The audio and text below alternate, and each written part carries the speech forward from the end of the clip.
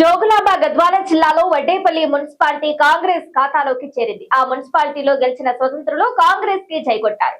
ముఖ్యమంత్రి రేవంత్ రెడ్డి సమక్షంలో వారు కాంగ్రెస్ పార్టీలో చేరారు. వడ్డేపల్లిలో మొత్తం 10 వార్డులు ఉండగా ఆల్ ఇండియా ఫార్వర్డ్ బ్లాక్ స్థానాలుగా గెలుపొందగా అధికార కాంగ్రెస్, బీఆర్ఎస్ చెరో ఒక వార్డులను గెలుచుకున్నాయి. వీరంతా సీఎం రేవంత్ సమక్షంలో కాంగ్రెస్ పార్టీలో చేరడం గమనార్హం. మరోవైపు పలు చోట్ల హంగ్ ఏర్పడటంతో ఇండిపెండెంట్లు ఇతర పార్టీల్లో గెలిచిన వారిని చేర్చుకునే ప్రయత్నాలు కాంగ్రెస్, బీజేపీ, బీఆర్ఎస్ లు చేస్తున్నాయి. జోగులాంబ గద్వాల జిల్లాలోని వడ్డేపల్లి మున్సిపాలిటీలో కాంగ్రెస్ ఖాతాలోకి చేరింది. ఆ మున్సిపాలిటీలో గెలిచిన స్వతంత్రులు కాంగ్రెస్ కు జైకొట్టారు. ముఖ్యమంత్రి రేవంత్ రెడ్డి సమక్షంలో వారు కాంగ్రెస్ పార్టీలో చేరారు. వడ్డేపల్లిలో మొత్తం 10 వార్డులు ఉండగా ఆల్ ఇండియా ఫార్వర్డ్ బ్లాక్ 8 స్థానాల్లో గెలుపొందగా అధికార కాంగ్రెస్, బీఆర్ఎస్ చెరో ఒక వార్డును గెలుచుకున్నాయి. ఈ మున్సిపాలిటీలో తెలంగాణ జాగృతి అధ్యక్షురాలు, మాజీ ఎమ్మెల్సీ కల్వకుంట్ల కవిత మద్దతుదారులు ఫార్వర్డ్ బ్లాక్ నుంచి పోటీ చేసి విజయం సాధించారు. ఒక్క వార్డు గెలిచిన కాంగ్రెస్ కు స్వతంత్రులంతా మద్దతు ఇవ్వడంతో చైర్మన్ పదవి దక్కనుంది. ఇక ముఖ్యమంత్రి కార్యాలయానికి వడ్డేపల్లి శ్రీనివాస్ తో సహా 8 మంది కౌన్సిలర్లు చేరుకున్నారు.